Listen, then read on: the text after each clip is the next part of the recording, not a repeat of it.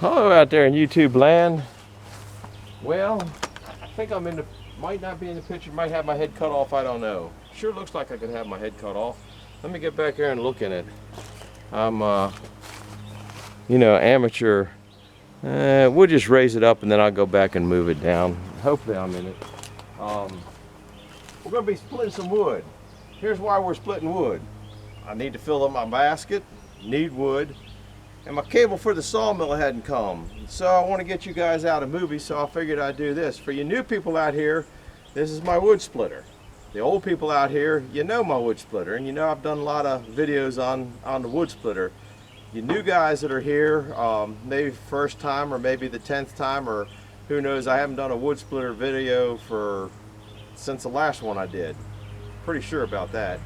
Anyhow, I split about 25 cords a year. Now I'm going to give you the disclaimers. If you've never been here, the best thing, I'm going to roll a bunch of stuff over here. I built this back in the early 70s. It splits about 25 cords to maybe, well, sometimes it would split more than that. It's built on a budget, and there was no internet back then. You just kind of found things, and so it's just stuff that was left around. I probably don't have, I know I don't have $500 in this whole wood splitter. It is not a high pressure wood, well, it is a high pressure wood splitter, but it's not a strong wood splitter. It only pushes it about 3 tons, maybe 3.5 tons. I do not run it at full speed. I'm too old to have it run at full speed anymore. At full speed, it'll cycle in and out in 5 seconds, okay? It's still not, I'm probably running at about a 7-second cycle time right now. So we've taken care of that. It's a Kohler engine, 3-inch piston, 30-inch stroke. This is scrap. I guess the valve probably cost me $100. The pump probably cost a couple $100. The motor cost me $100. I remember getting that. So that covers the wood splitter. I do not like 4-way wedges or multi-split wedges. There's a lot of reasons. Okay, to go over them quickly, number one, you see the guys going like this, up, down, up, down, up, down, up, down. On a 5-second stroke or 7-inch stroke, I'm gonna be done splitting that. Number two, I go in and out holding the wood with my belly, so I don't want that in the way. So that kind of takes care of it. If you want to find some other reasons why I don't like, another big one I like is you'll get a nice split at the bottom piece. The top will be 2 slivers split in half. So I don't care for one. If you have one and you like it, use it by all means. I'm just telling you, for the people, I'm kind of putting it out there for the people that are gonna, I always get when I have the splitter, you need a 4-way wedge, you need a 4-way wedge, you need a 6-way wedge. I don't have the power to push it. I don't like them. I don't want it. Another big thing is you need a conveyor belt to get rid of the wood. I don't want a conveyor belt. I had a conveyor belt. I sold the conveyor belt because I don't want to have to go up at the end of the conveyor and pick the wood up again. This wood is picked up. I can go cut it in the woods, and the big pieces I'll roll in at the bottom or slide in at the bottom. The smaller pieces that I can pick up, I put up there. I can set it right here. The next thing I don't like, okay, which if you like it, that's fine, is the log lift. I think a log lift in your situation, if you're using one and you're happy with it, is great. There's nothing wrong with them. I don't want one, don't want anything to do with one. I think they're a waste of time unless you need to have one, okay?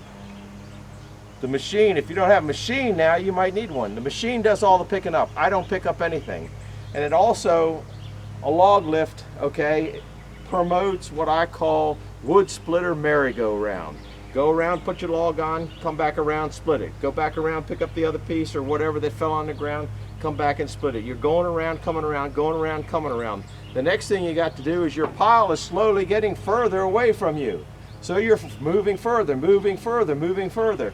I've been trying to promote this table for years, and everybody looks at me like I'm some kind of goofy nut, which I am a goofy nut, but this is by far better than anything out there. If you can't afford it, you can't do it, then work with what you got. And if what you have works is good, you should use it.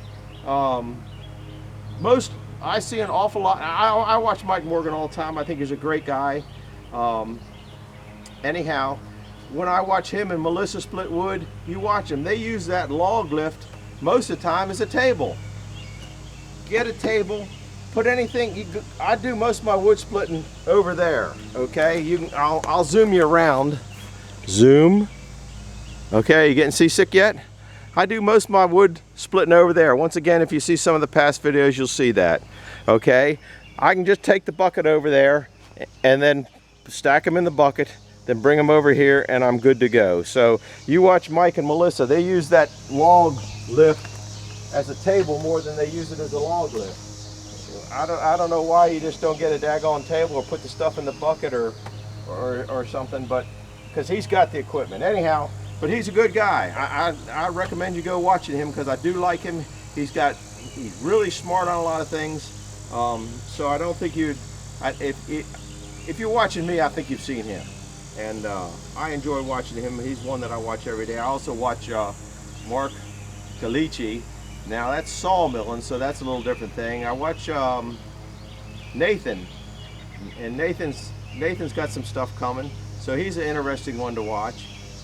Like him, there's a bunch of them that I watch, so you know, watch the ones that you like. Anyhow, let's see, I covered that. My wood here gets split. Now you'll see me split some junk. This is what I call chunks and hunks. You're going to see me throwing them over the side, and I'll take them over and put them in a bucket over there in a little while, just because that's my chunks and hunks thing of wood. They're the ones that, like this one here, it's just not gonna stack real nice. See this piece here? But I don't want to throw it away, and the boiler loves that kind of stuff. Some people might say this wood's not going to be ready to burn. Your wood's going to dry. 75% of its moisture is going to be out in the first 3 months. So burning this winter really doesn't shake me at all. I know this. If you've seen some of my old videos, you'll see where I have stacks, 1/10 of a cord stacks of wood on platform scales. So I know how much it loses, when it loses it, whether the humidity goes up or whether the humidity goes down. I know exactly where that wood's at, and I usually leave wood on it for 2.5 years at a time. So I have some up there cooking now that I got the dates on it. I don't know what it is. I'm not going to show you me filling the gas up. I filled the gas up. I checked the oil. I warmed the engine up. All that kind of nonsense. So I don't need any comments on that. No comments on the 4-way wood splitter. No comment on no ear protection. If you've seen some of the past, you realize I don't wear ear protection. So I think I've done all my disclaimers. Let's cut some wood, I hope. Now this is not a strong wood splitter. This wood in here, there's hickory, there's ash, there's a couple pines in here that I'll probably just throw off the side because sometimes I'll put them in the boiler, but not if I don't need to. There's an oak in there, but it's mostly hickory, and it's really gnarly hickory. You know, so I might get hung up in that, but we're gonna watch it go. So I'm gonna start this in, readjust the camera. I hope.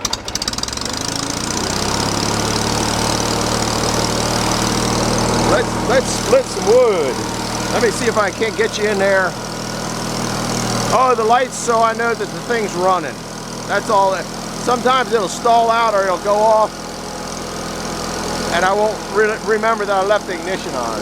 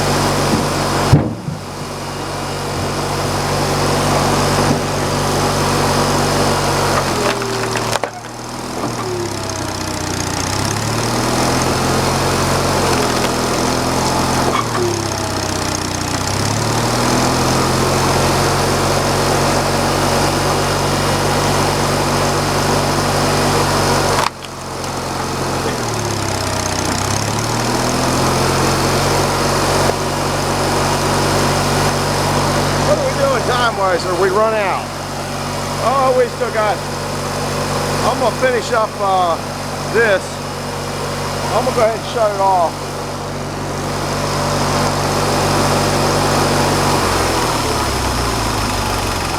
Woo. Well, I'll do a quick yak attack over the lawnmower. I'm gonna come finish these up after dinner. My dinner's ready. Here's a quick look. We're getting, if you notice on these, I guess I'm zoomed out. I stacked these up higher. If you haven't seen it, you can see that in past videos. I kind of recommend, if you, not only for my channel but other channels, if you find them interested in and you don't know how to work it, which I didn't know for a long time, so if you hit on me, hit Frickin' Jeep, and then go to like my channel and then hit videos, you can find a lot of the past videos that you might find interesting. That I speak goofy on goofy subjects and stuff like that because I'm goofy. Anyhow, if you like this kind of video, please hit the like button and subscribe. Fat man's out of breath. And if you didn't like it, send it to somebody you don't like so you can annoy them. Go watch Mark tonight. I got one more minute before this movie automatically goes out on its own. So we're gonna just kind of go back. Now we're gonna go in. I'm gonna chew up all of my 30, this is gonna be a 30-minute movie. These are wooden boxes. You know I like wooden boxes. You can go back and see some of the past. Anybody wanted a quick look at the wood splitter? That's it.